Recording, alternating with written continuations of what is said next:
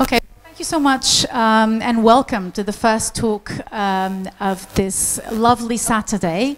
So thank you so much for being here when the sun is shining outside. So this is going to be in English, obviously, because I have the great honor to welcome Claire Gilman here at the Drawing Now Art Fair, Drawing Now Paris Art Fair. We coined ourselves a new name. And so Claire, is a very special kind of pleasure to have you here, because I will introduce you very briefly. This is an art fair, we're not, in a museum, but I still want to share, the reason why you're here, because you have such an extensive experience with contemporary drawing through two different institutions. So so Claire just joined the Morgan Library and Museum as Acquavella curator and department head of modern and contemporary drawing. So quite a shift from just focusing on contemporary drawing. So we will talk about that for sure. But before that, Claire Gilman has spent 14 years as the chief curator at the Drawing Center. As you arrived, were you straight away chief curator? Did you evolve in the... I evolved. So I started as curator, then senior curator, and then chief curator. Well, yes, well done over the you. 14 years. Well done you. If my bosses are listening, I hope you do the same thing for me in a few years. So Claire oversaw the curatorial program, organizing more than 50 exhibitions across those 14 years, and some of them were actually the first US exhibitions of Huguette Callan, which is quite an achievement, I must say. Rashid Johnson, for instance, Cecily Brown as well. And she also commissioned projects or oversaw the commissioned projects by, I don't know if I'm pronouncing this name right, Turquoise Dyson. Good enough. Turquoise Dyson, Eddie Martinez, Naudeline Pierre. And she also curated and co-curated more conceptually driven exhibitions, so thematic exhibitions, amongst which Ways of Seeing, 3 takes on the Jack Shear drawing collection, which was in 2022. The Pencil is a Key, drawings by incarcerated artists, co-organized with the Drawing Center's curatorial team, and my favorite, which I loved this show. This show was a big thing for me, called For Opacity, with Elijah Berger, Nathaniel Mary Quinn, and Toyin Oji Odutola, which was in 2018. Incredible. It seems like yesterday. And so, Claire, you are now at the Morgan Library preparing an exhibition for 2026 of Lisa Yuskavage drawings, which we will talk about later. But Claire has also published last year a book co-edited or co-led? Co-written, I guess. Co-authored. Co-authored. With Roger Malbert, which I have a tendency to pronounce Roger Malbert. Roger Malbert, so published by a book titled Drawing in the Present Tense, published by Thames and Hudson. So we will be talking about all of this. So I'm proposing to Claire this very, very, I don't know, maybe it's going to be a sort of a breakthrough that you'll have today, which is to go over your whole career with drawing, basically. Sounds and great. It's a real honor to get to do that with you. So the first question I would have for you, and I hope, honestly, the image might not be, so this is the book I just mentioned, and I think that we are starting, yes, with the Drawing Center. So the first question I would ask you is, so you've been at the Drawing Center for 14 years, and I'm sure that, so this was, I mean, in 2010 that you arrived, and the world has changed so much. But I would say contemporary drawing has changed quite a bit as well. And of course, you contributed to that for sure. And my first question would be, overall, in these 14 years, what has been the biggest shift for you in terms of contemporary drawing? And probably we will talk about it when it comes to the book as well. But tell me about it. And what exhibition would you say kind of marked that for you? Or not exhibition, but maybe experience. It might have been just a studio visit, or something that might have kind of agglutinate that sort of shifts that may have happened, or shifts? Yes, that is a very good question, and I will try to answer that. You know, it's a question that is difficult to answer because shifts like that don't necessarily happen, you know, in sort of overnight, or, you know, it's not that sort of one thing happens and oh, it was once this and now it's this. So it's a little bit more difficult for me to say, you know, what was the one thing or what was the one show or one studio visit that for me marked that shift. It's easier to reflect now looking back on, you know, my kind of sense in hindsight of what we were doing at the Drawing Center at the beginning and what we sort of were doing at the Drawing Center towards the end. I should also say that there is a kind of natural break in my time at the Drawing Center because we had two different directors. I worked there with two different directors. So I was hired by a director named Brett Littman.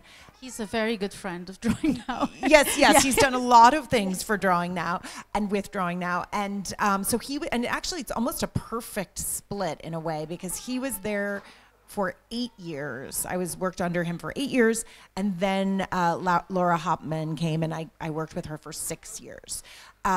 So I think there are some breaks that can be attributed, you know, in a way to that shift a little bit. But I think at the beginning of my time at the Drawing Center, I really was, I think our mandate at that time, and again, I don't know if I can say that this pertains to drawing at large, you know, or drawing out there in the world, or how people were thinking about contemporary drawing in the world, or whether this was just simply how we were doing it, you know what I mean, at the Drawing Center.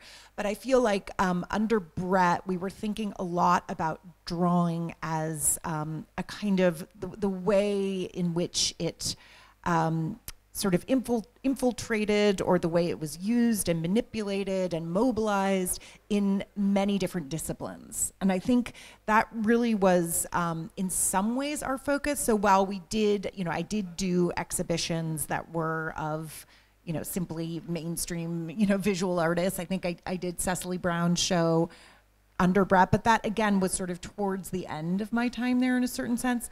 I feel like at the beginning we were very much focused on the way drawing manifests in these different forms. So the way in which architects use drawing, or the way in which performers use drawing, or drawing it as, you know, by illustrators in an illustration. So an example of that would be the Tommy Ungerer show that you see there at the top. Brett did an exhibition about the cheffe Ferran Adria, and I don't have any images of that because I'm only showing images of my own exhibitions here. But so there was an exhibition about how even chefs draw, or you know, and that's very Brett, isn't it? It's I very think he Brett. kind of like kind of started with drawing and then started drawing a line out, almost towards the city and towards the city, urban towards space, the right. And I think he sort of I think he encouraged also, and I was much less this way than Brett, I think, from the beginning. He really encouraged more of a focus on sort of esoteric figures in a certain sense. So people that are not as well known, not big names. And so, I mean, Ferran Adria is a big name, but you wouldn't associate him with the field of drawing. And sort of esoteric performers, he did, actually it's funny, he did a series of performances with John Zorn. We now have a show at John Zorn right now of John Zorn's drawing. So it's sort of this weird, not curated by myself, but coming full circle. You mean at the Drawing Center? At the Drawing Center. There's a John Zorn exhibition right now. There is a show of John Zorn drawings right now. Sorry, I have to have that parenthesis. So does he draw? Or? He does draw. Oh, he does draw, which I'm not sure if Brett knew that when he did this show of performances, because if he had known that, he would have been all over that. I think he did not know that, which is really funny. He must be kicking himself. So I think he's kicking himself for that. And again, so one of the first exhibitions, so my very first exhibition was called Drawn from Photography. So it was looking at how a number of contemporary artists, not a group, but different contemporary artists were making drawings after photographs, and why they're a very, very kind of realist, like slavishly sort of copied renderings after photographs, and what was the reason behind that. And then I did a show shortly after that, which I think maybe in one of these slides, but called Drawing Time, Reading Time, which was accompanied by, yes, right there. So the Drawing Time, Reading Time is on the left, and that was that was about artists who are using language in their drawing. And then that was accompanied by a show in our back gallery of envelope poems and the microscripts, envelope poems by Emily Dickinson and microscripts by Robert Walser. So again, another show that was thinking about the relationship between drawing and language. So I think that is one of the things that I would say kind of characterized those early years at the Drawing Center, was really thinking about drawing in its relationship to other disciplines, and sort of how drawing can expands beyond itself. And then I think as we got into the sort of later years of the Drawing Center, I mean, I always had an inclination to work with bigger name artists. So hence, I did the Rashid Johnson show and the Cecily Brown show. And I think it became, in a way, more okay to do that, to not feel like we have to sort of treat the Drawing Center as this kind of totally experimental space, right? But a space where we could actually engage, big name artists. But I think what I still continued to think about there when I did those exhibitions, and maybe that has also shifted a little bit towards the end of my time there, but was, how these artists were using drawing in a way that helps us to expand our understanding of what drawing is.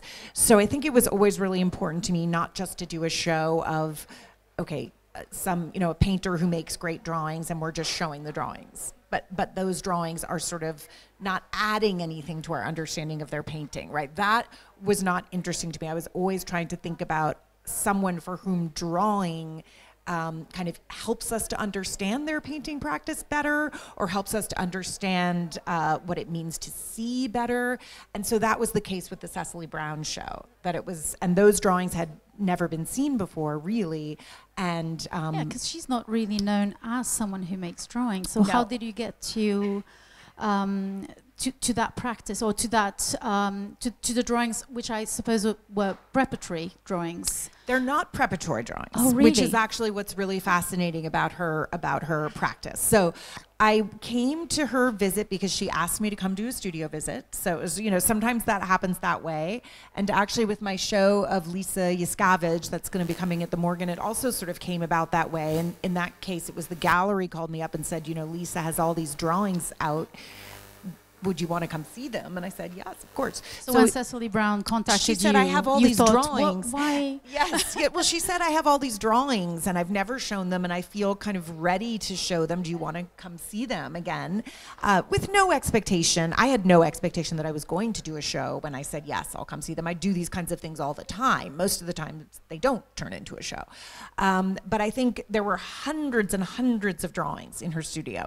And what was really fascinating to me about them was the fact that they precisely were not preparatory drawings. So what she does in her drawing, So when you say that you're interested in drawing that allows you to understand someone's painting or someone's sculpture, that's not to be understood as in preparation for, but that kind of interacts with the ideas that are taking space in other mediums, Yes, right? Exactly. It's really, for me, yes, probably not so interesting if the drawings are simply preparatory for painting.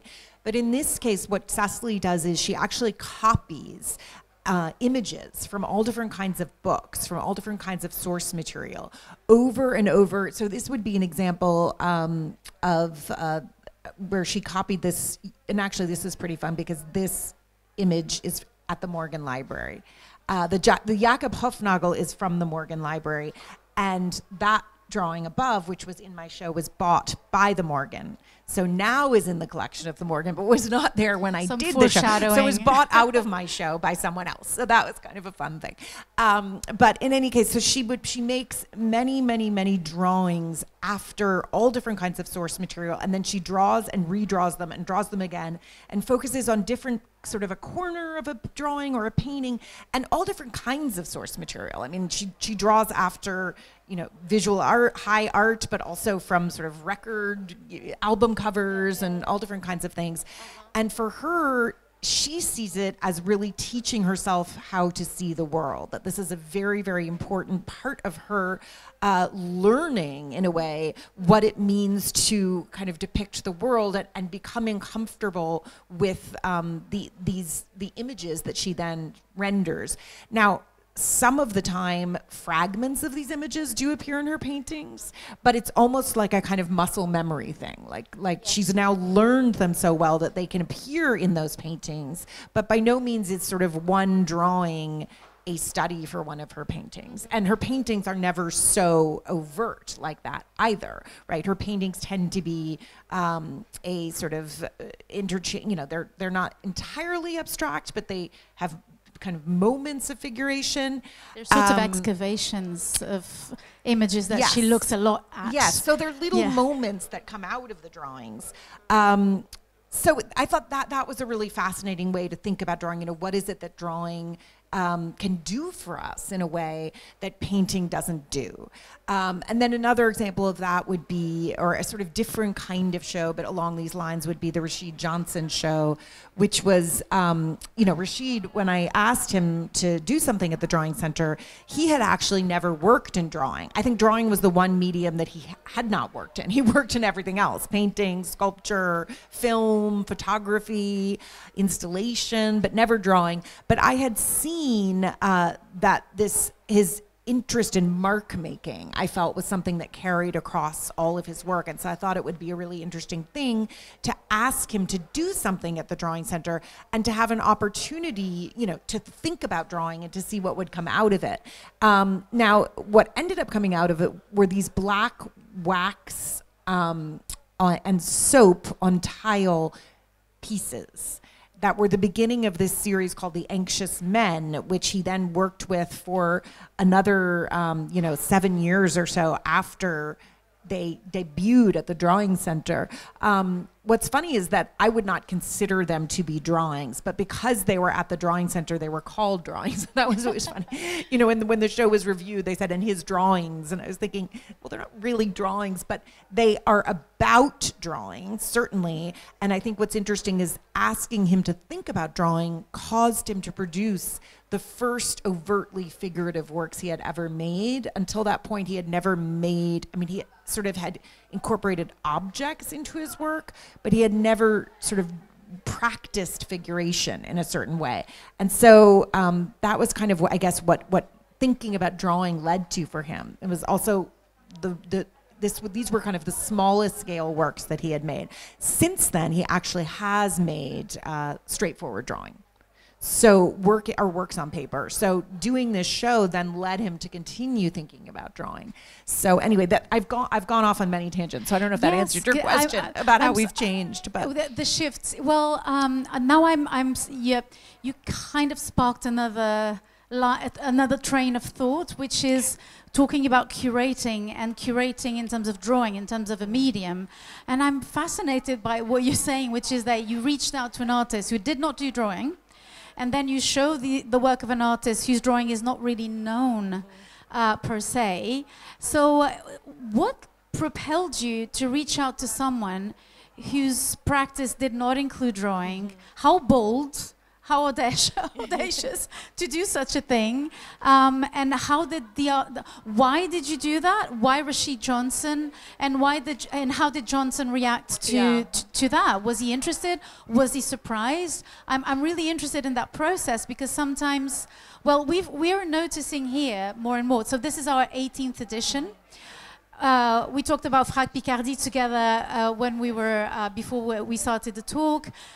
There's a lot of institutional support in France for drawing. Therefore, young artists can start producing drawing because they know it will be bought, shown, and welcomed by galleries.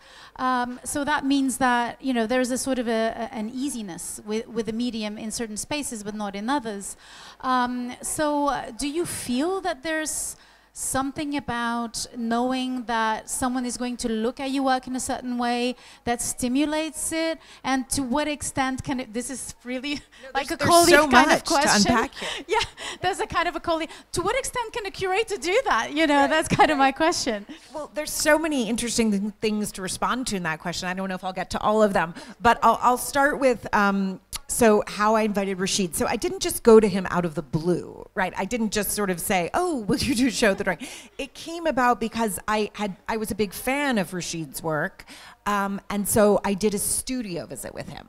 And in that studio visit, I asked him about drawing. I asked him about mark making, because I had perceived that the one thing that carried through all of his work was this mark making. Like, if you looked at his tile pieces, they were sort of fractured and broken in a way that looked like a drawing. His floor pieces were, you know, stained and burnt in a way that looked like a drawing. So we had a long conversation about drawing, and it was and about many other things. And I realized also about literature. We're both very into literature. So at the end of that conversation, not immediately at the end, but I then reflected and came back and asked him, you know, if he wanted to do something at the Drawing Center to where he could think more about drawing. So it wasn't that I went to it knowing that, or thinking that there would be something interesting that would come out of this, and also thinking that we would have a really good time working together, which proved to be the case. And in fact, I'm going to be doing another show with Rashid at the Morgan in about 3 years. He has a big show that's opening at the Guggenheim, which is a big retrospective, but it's not going to have any of his works on paper. And so we're actually going to do a show where we look at his works on paper, which my show didn't have any of his works on paper. So that's a really fun, and he wasn't even making them then. So that's sort of I develop these very close relationships with the artists that I work with. This will actually be the first time I've done 2 exhibitions with an artist, but I've done a lot of other kinds of projects with the artists that I work with. So I think I also knew that Rashid and I would have a lot to say to each other and would have a good relationship too. That something interesting would come out of that dialogue. So you did make him draw. So I made him think about it, and then he liked it. So that was how that came about. And I think for me, again, I really, really enjoy working with living artists. It's my favorite thing to do. It's my favorite part of what I do. And I know some people say, oh, working with living artists is the worst. And I just... Don't say that. I mean, people say that. People think that. They not do. Not They in my do. experience. Partly I only choose to work with artists that I think I'm going to have a good working relationship with. There are enough great artists in the world that you don't need to work with ones that are not good people. You just don't have to, because there's enough great ones who are also great people. So that's my first kind of rule. And so I've really never had a bad experience working with an artist. And so I think that was what was exciting to me about working with Rashid. It's just to me that relationship that you can develop with an artist and sort of be a part of their, to give them that opportunity and to help them is such a profound experience. And I think that, you're so grateful to them and they're so grateful to you, and it's a really wonderful thing that can happen. So I always love to do that, and I love to do it where I really feel like I am offering them something, right? More than just offering them a show. I feel like with Rashid, it was offering him the opportunity to, really expand I hate to use this word, but I can never think of any other word. So to expand his practice, or to expand, what he was thinking about. And then it's just so exciting. Then you see kind of where they go, and you feel like you're a little part of that. I know there were so many other questions you asked, which I've forgotten. But no, that's great. No, there were a lot of other interesting things. To what extent can you, because you described sensing something in the work where there was something there already, but there was also potential for more. And so my question was, to what extent can you push an artist into going into a field or into trying a new technology or into trying a new theme, a new angle? And have you tested those limits with any of the artists that you've worked with? Yes, that's a good question. I mean, I give them the opportunity, but I would never, ever direct what they make, right, ever. So all I did, you know, I mean, I'm there to have conversations with about it, and I think a lot arises through conversations, but I would never say to Rashid, I want you to do this, or I want you to make this, you know, kind of drawings. It's more just, here's, you know, an opportunity to think about drawing. It's going to be in this space.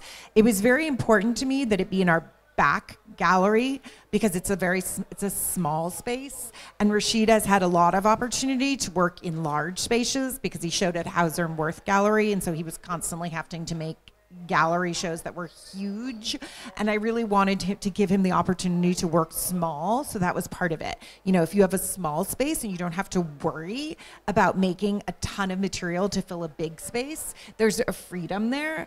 So you know, but that was all I said, and then the rest of it was just through conversation with him. And then another example of that would be I recently approached an artist. I won't mention who it is because it's not like 100, but it's pretty much done. But anyway, very well-known artist. I'm doing a show after my Lisi Escavage show about modern contemporary artists who are working with tarot imagery, and I recently approached an artist to make some work for that show, a sort of commissioned project. And this was an artist who had never worked with tarot, but who works with sort of spiritually inflected themes. And so I thought that they might be interested in this. And they are, and they, I think, have accepted. So that's another example of sort of giving someone an opportunity to do something, but then what they make, I'm not going to dictate at all. You know, it's whatever happens, happens. If I like it, great. If I don't, I'm still going to show it, you know, because I've made that commitment to that person. So there is a certain risk, right, that happens with this. You make the commitment and then you stick by it. And, you know, sometimes it works out amazingly. Sometimes it works out just fine. I mean, I don't think I've ever had an experience that I would say was like terrible. But, you know, it depends on how much they bring to it. So one question that I did have about the drawing center, but you've said so many interesting things that I kind of went off script. I apologize, but you know, there was something to jump off of. So how does having a medium, and specifically drawing, affect the relationship with the team, what they do, the education department, the potential to create exhibitions, but also the way in which an art center that doesn't have a collection, which is the case of the drawing center, it really is an exhibition space and all the activities surrounding it. How does it affect, how does it change a team? Is there any difference in regards to a more medium, open or diverse space? That's an interesting question. I mean, in some ways I wouldn't know, right? Since I've only been at the drawing center, I haven't been at another place of its size that is focused on multiple media. So it's a little, you know, I was at MoMA before, but you can't really compare MoMA to the drawing center because they're so vastly different. So I don't know, you know, if the ethos of the drawing center is due to the fact that we're working with drawing or just the fact that it's a very small team. My intern is here in the audience, one of my former interns, Conchata. So she could also speak to the ethos of the drawing center. It's a really, really lovely place to work, I think. So it's, you know, it was just a team of like between 17 and 20 people. So really, really, really small team for what we were able to do. That's small for the scale of the US, yes. But I must stress. Yes, and small for what we did and the kinds of shows that we did. I think maybe the fact that it tended to be mostly drawing, right? Although there were other things. It wasn't like we only showed works on paper. We've showed paintings, we've showed time-based media.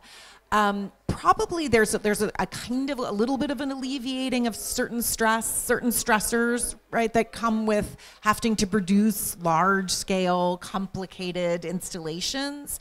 So I think that definitely could be true, and that possibly, you know, the reason that for the drawing centers being such a, you know, just a great team and people giving so much energy to it, and the success of our shows without a huge amount of stress might be because of that. You know, that's a little bit easier to work with drawing. I'm sure that's true. Not as production heavy. Yeah, it's not as production heavy. So, you know, it's, I mean, every time we did have to face a production, we did it, you know, we did it well, but it's still never to the degree of, you know, some other kinds of exhibitions. Of so I think, I do think that made it a kind of very friendly and artist-friendly place to work, because we didn't have to say to artists that often, no, you can't do that, because no one was proposing doing something that outrageous or that crazy. Yeah. So we were very artist, you know, we had a very good relationship with the artists. What about in terms of, it just came to me, the fact that the budgeting is probably also different, because it's not production heavy. Yeah. So in that sense, did it make a big difference in terms of the artists you reached out to, and also in terms of funding? Was it more difficult to get funding? Because I know US institutions depend a lot upon funding. So did it make it easier or more difficult, because in those terms it's not as production heavy? So how do you deal with those questions, the economic questions?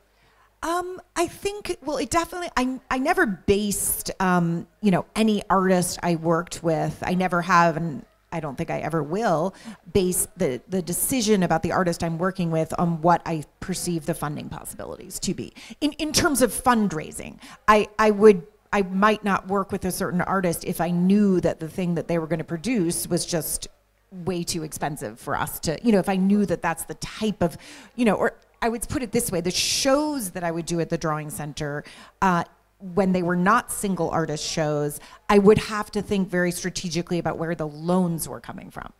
So that was something I had to think a little bit more strategically about at the Drawing Center than I do at the Morgan. So I could never, you know, we rarely did a show where the loans were coming from many, many, many different places. So that was just kind of off the table. So I never really even thought about that. It was just, you know, it kind of very naturally I came to understand, you know, what's an exhibition that I can do here and what's an exhibition I can't do. So I recently did a show of drawings by the Lebanese American writer Khalil Gibran, which was obviously a pretty, you know, like, you know, a difficult show to do. But the reason why I was able to do that show was because I saw that there was a large collection of his drawings at the Telfair Museum. So once I saw, which is in Savannah, so once I saw that, I knew, okay, so there's a large amount of work there, and so I can get a large amount of work from there, a large amount of work hopefully from Bishara at the museum in Lebanon, and a large amount of work from Museo Sumayo in Mexico. And so that was kind of these three bodies of work, and then filling in with other things. So that was, I was very conscious about that. In terms of, you said another interesting thing, and I'm forgetting what it was, but about if you're working with a living artist. No, in terms of funding. Right. Even patrons, does it make it easier to reach out to patrons? Does it make it harder? Because, you know, when you think of drawing, you think, oh, you know, there isn't production costs, which is not true. First of all, because there's shipping and there's artist fees and so many other things. But does it make it harder to have a good network of patrons and support? And how do you reach out to them? How do you sell them in some ways, you know, the program? No, I don't think it makes it harder. I think the difference is simply that we have to raise less.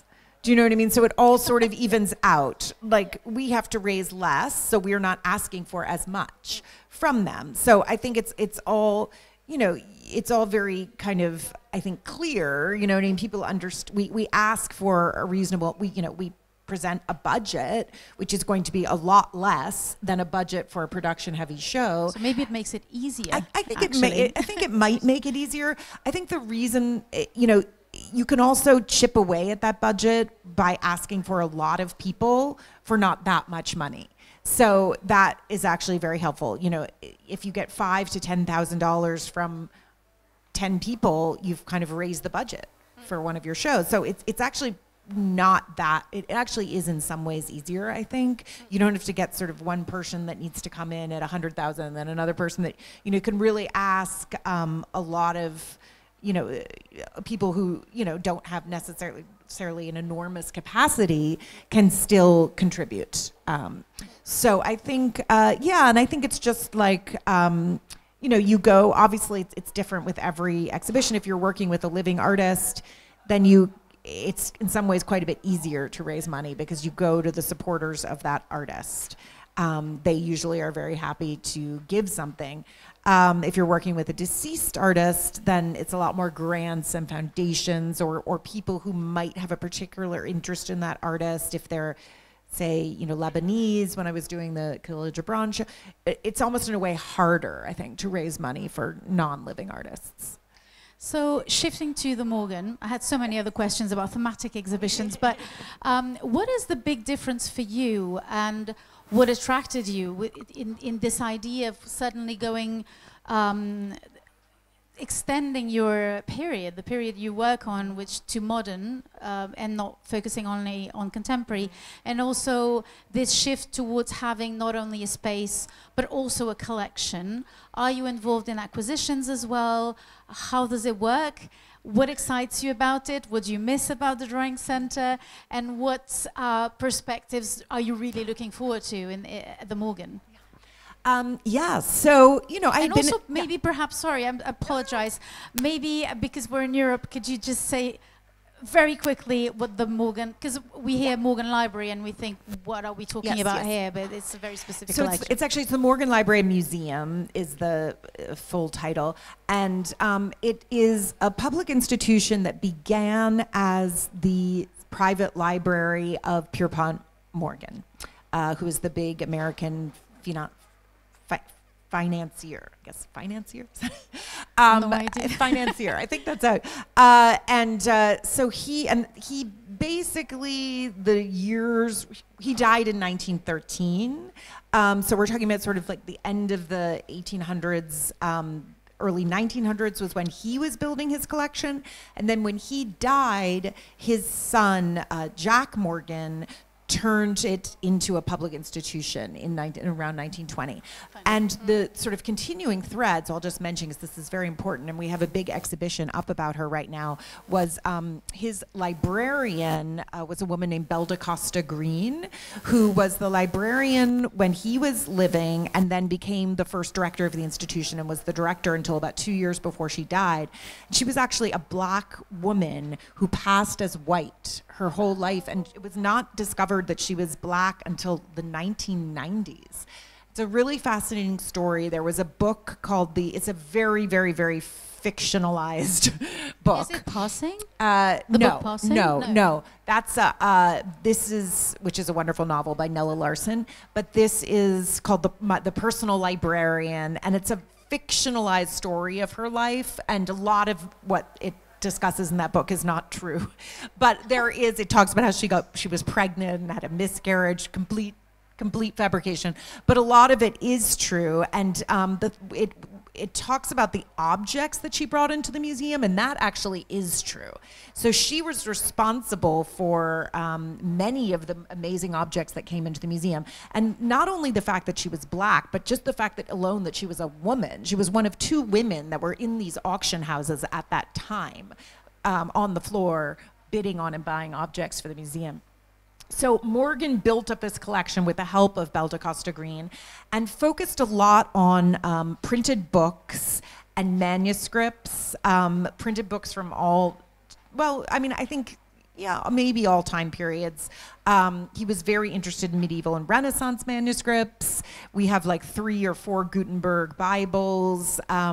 We have an amazing collection of basically literary and historical manuscripts, printed books and bindings, medieval and Renaissance materials, and also drawings. So he also collected drawings. He did not collect and was not interested in modern art. So we did not have, although Belle de Costa Green was, and so she has a small personal collection which she gifted to the Morgan. She bought a few Matisses and some other things. He was not. So it was not until 2012 that the modern and contemporary department of the Morgan was founded. So the entire, 2006. So the entire, and then also in 2012, we started a photography department. So we have a photo department and a drawings department, and these literary and historical manuscripts and other materials. So everything that we have at the Morgan is, or not everything, but it tends to skew towards works on paper. We don't have, a painting collection. And so we built up our entire modern, which is, my department is basically 20th and 21st centuries. And that was all built up from 2006 to the present. So that was very exciting to me to be working with a collection because as Joanna said, I did not have a collection, or we did not have a collection at the Drawing Center.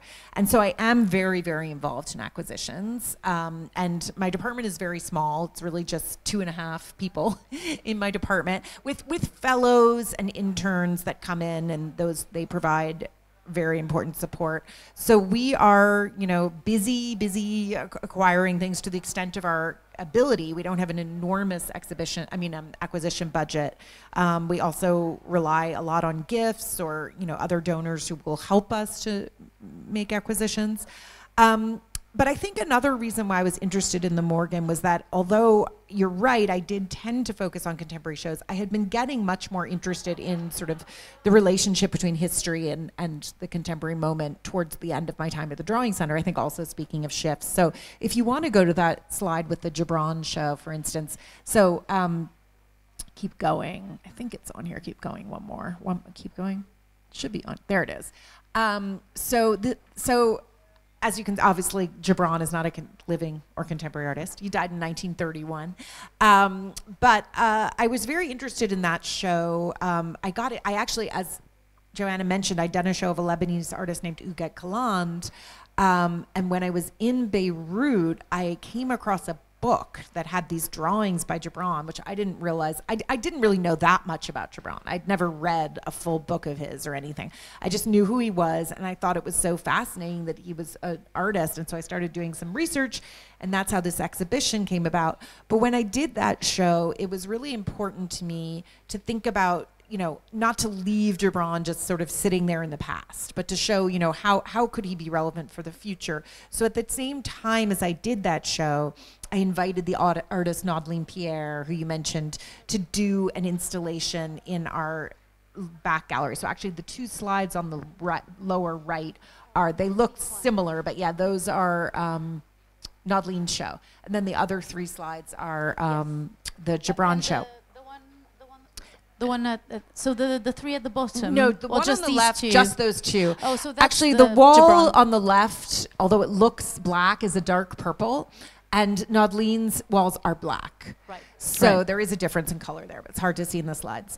And so I was thinking about, although she wasn't necessarily influenced by Gilman, she was someone who was thinking a lot about a kind of expansive definition of spirituality. And so this is another case where I said, would you be interested in doing a show, at the same time as this Gilman show is on? Now, obviously, I doubt she would say no. If she wasn't interested in Gilman, she'd probably say, yeah, I'm interested because I'll have a show at the Drawing Center. But I do think she also, we had again, a conversation, and she saw that connection, and I saw that connection.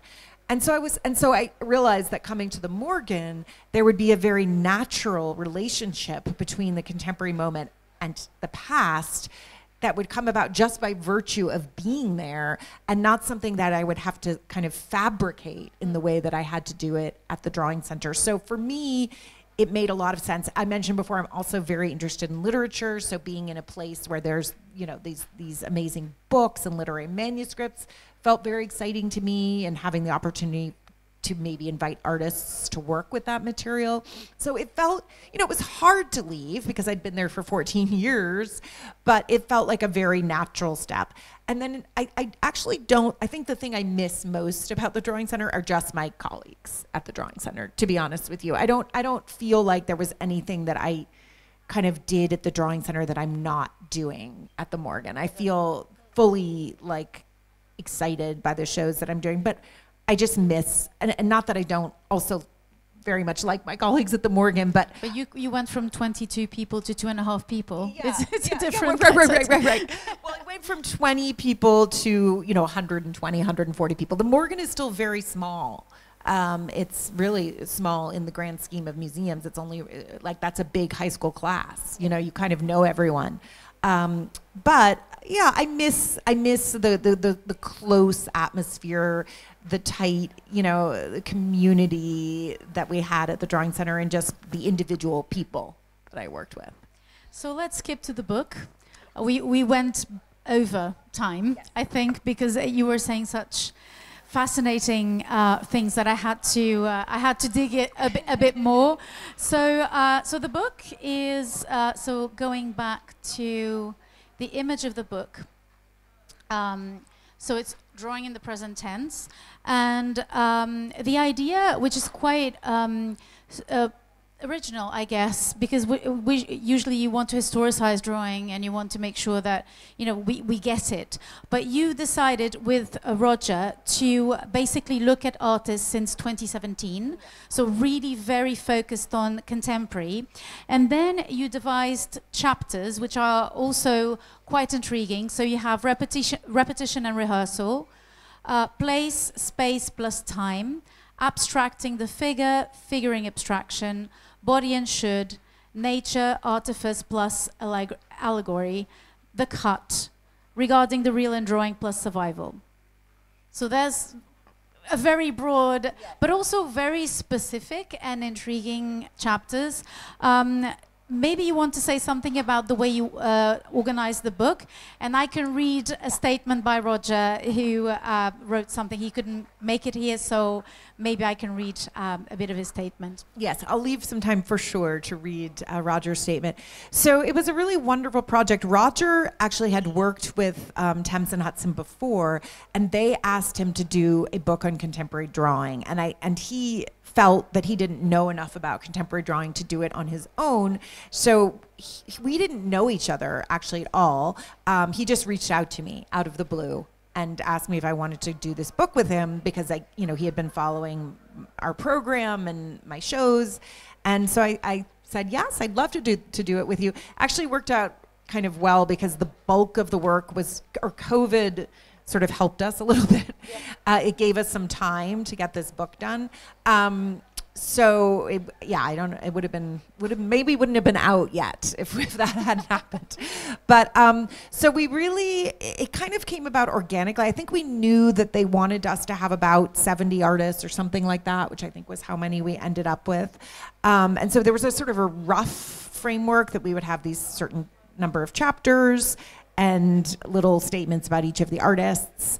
But the rest of it really came about, organically as we went through the process of writing the book, was sort of figuring out how we wanted these chapters to be, figuring out what we wanted the date range to be. I mean, I think we started to see, okay, it wasn't just sort of this arbitrary 2017, it was kind of where the artists were falling, right, that we were looking at, and a kind of intuitive sense of, all right, this felt new or this didn't feel new, and then that break sort of happened.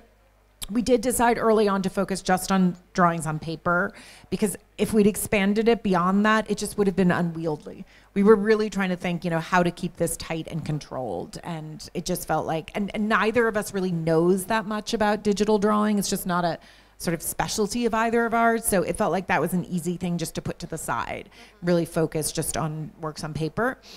And then, we divided into these 8 chapters. Roger's chapters are a little bit more, what would I say? They're kind of more thematic, and mine are more conceptual, put it that way. So mine are the repetition and rehearsal, the cut, figuring abstraction, abstracting the figure, and drawing as survival. Those are my 4 chapters, and then his are the other ones you mentioned. I don't remember their names exactly. So it was a lot of, and we just kind of divide. We also wanted it to be not like one of those fight-in books, like drawing DP or drawing, where the author's voice is not important. We really wanted it to be a kind of authored book. So my 4 chapters are very much, my voice and kind of what I personally am thinking about. And his chapters are his voice and what he's thinking about. And so you have, it's interesting because, so from Roger's perspective, he says, I learned a lot. So you reached out to colleagues because you wanted to cover a lot of ground, so not to remain in the UK or the US. And he says, I learned a lot about American, particularly African-American artists, many of whom draw brilliantly and inventively. Artists like Jennifer Packer, Toyin Oji Odutola, who have emerged very strongly as major figures of their generation. Not only did they have the skills and vision, they also importantly have a lot to say. And they invested enormous energy and passion into the activity of drawing. It was in no way a secondary or incidental side of their practice, and this applied across the whole range of artists we included from every part of the world. Drawing was everywhere primary, in Goya's phrase, a universal language. So it was really this idea of like really looking across as a territory as large as possible, and to really focus on artists who were really thinking in terms of drawing and practicing drawing. So tell me a little bit, maybe to finish, about abstracting the figure, figuring abstraction. I'm really interested in the second part. I think maybe we will have to stop here because it would have been too long to continue, but maybe I'm really interested in this conceptual approach and also maybe how you define conceptual as opposed to thematic. Do you want me to answer that, or we don't have time for me to answer? Well, first we have time for this. Okay. The first one, and maybe the second one we'll see for maybe in the future,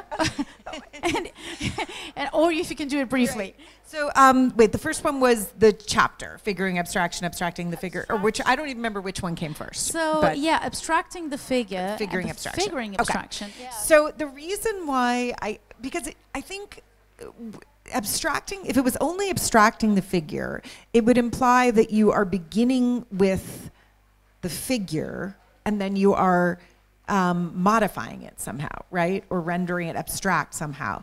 And that wasn't what the artists, I don't know if I have any image. Yeah, that's from that one on the right is from that chapter. That's Amy Silman. And that certainly wasn't what I was getting at, this idea that, you begin with a figure and then you work against the figure. I think there are artists also for whom, something can kind of remain resolutely abstract, and yet that abstraction can look figurative in a certain sense, right? Abstraction is comprised of figures. It kind of depends how you define the figure, right? I mean, if you're thinking of figure as meaning only a human figure, then it's, I guess, it's moving towards representation. But if you're thinking about the figure simply as a kind of solidification of a form, right, then abstraction can sort of have figures in it. And I think that the point of that duality was to focus on artists also for whom they're kind of going back and forth between these two modes, but not necessarily in one direction, right? So it's not there. I think all of the artists in this section, there's the suggestion of figuration in the work or the suggestion of abstraction, even if the work looks figurative or looks abstract. And so it was really about this kind of liminal space, or this space in between, and artists for whom they're uncomfortable residing in only one space, but rather want to move back and forth between spaces and have that sense of mutability and instability in their work. Yeah, well, that's I think a great, very brief. That's amazing. I'm impressed.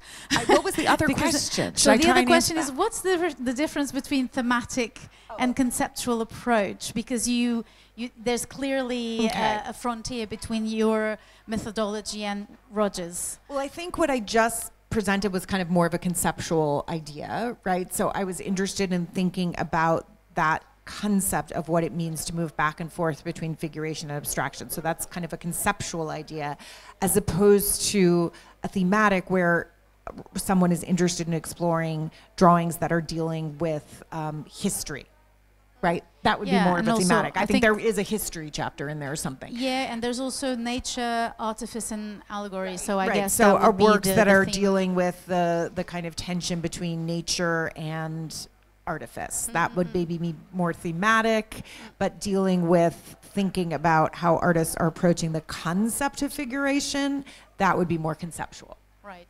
Okay. Well, I don't know if are there any questions that you'd like to ask Claire? Okay. We have time for one question. I'm glad we have one. I'm happy you're doing it. Don't worry. Well, first of all, thank you very much for the sharing. It's very interesting. I think Joana asked the question already, like what exactly brought you to France, like in terms of your work and experience in France or Europe at large? Do you see in the perspective of drawing any qualitative difference between the drawings in Europe and the US? In terms of philosophy or the discourse around drawing as a medium? Thank you.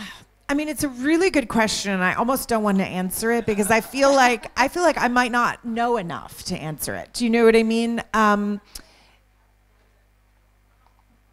Because I know about certain artists in France, right, and certain artists in Germany, and certain artists in the UK, and certain artists in many places, but I don't know if I know beyond those few artists, you know, what the larger culture of drawing is here in France. Do you know what I mean? Like I know the artists who are internationally known, right?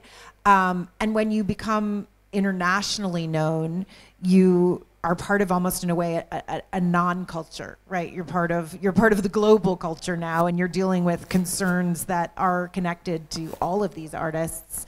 But I imagine there's also a kind of local, you know, for amazing, probably incredible artists working here in France who are well known here, but maybe aren't well known globally or outside of France. And so I don't know if I'm able to speak to what that is, you know what I mean? Or I feel like I might mischaracterize that or say it's something that it's not. I do think that there seems to be, but again, I could be completely wrong. So someone else could tell me I'm wrong. You know, an interest in drawing, like for drawing's sake, in a certain sense here in France, maybe more than in the US right now. You know, there's an interest in people who just love mark making, or you know what I mean, just experimenting with color and line, and maybe it doesn't have that more conceptual aspect that I think is happening in the US more. But I mean, but I really feel like I shouldn't even say that, because I feel like I probably don't know. And someone else here would better be able to answer that. You would better be able to answer that. I don't know if you want to answer that. Yeah, well, I think it's a difficult question, really, because as you say, Europe is made of so many countries. And at the moment, I'm so focused on the differences between the relationship to drawing and with drawing in different countries in Europe. I'm Portuguese, so I know pretty well the scene over there. I live in London, so I know pretty much how it works there. Then I come here. Then here we welcome art galleries from Switzerland and from Germany and from Austria and from Japan and from, you know, well, I mean, Japan's not in Europe, obviously.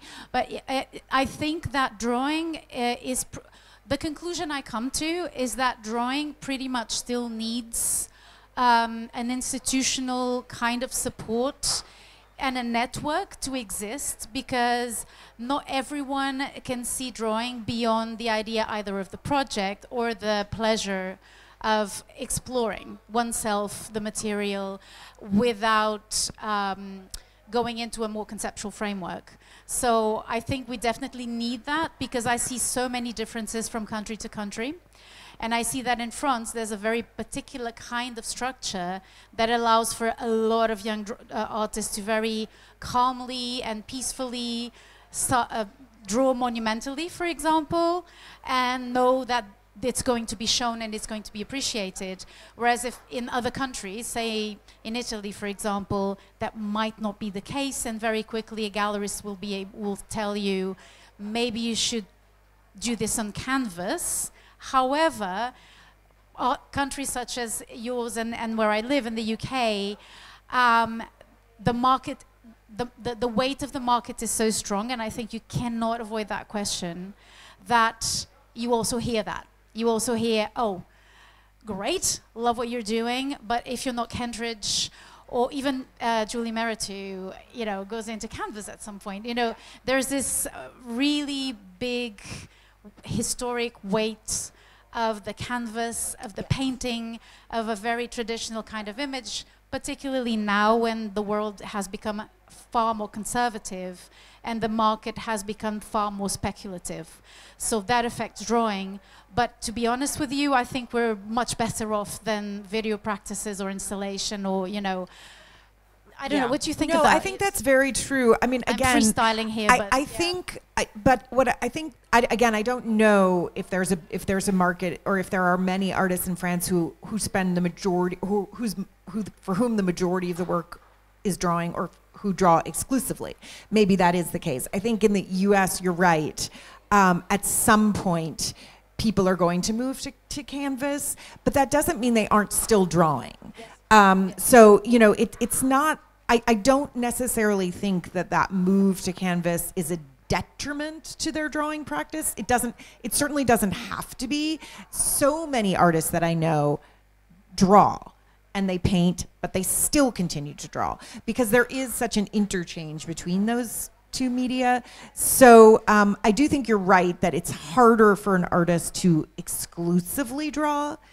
So often they will then also paint, but I do know some artists like Toyin. Well, Toyin recently moved to canvas, but very, very recently.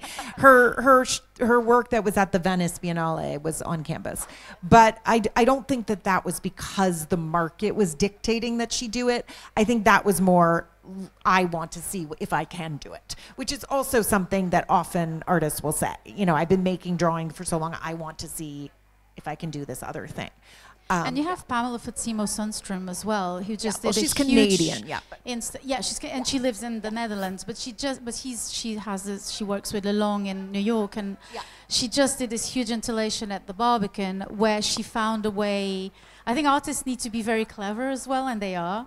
And she found a way to make drawings on wood in these amazing structures that replicate airports and waiting rooms. And so suddenly it is drawing. It's mixed media because she's using so many materials. And at the same time, she is kind of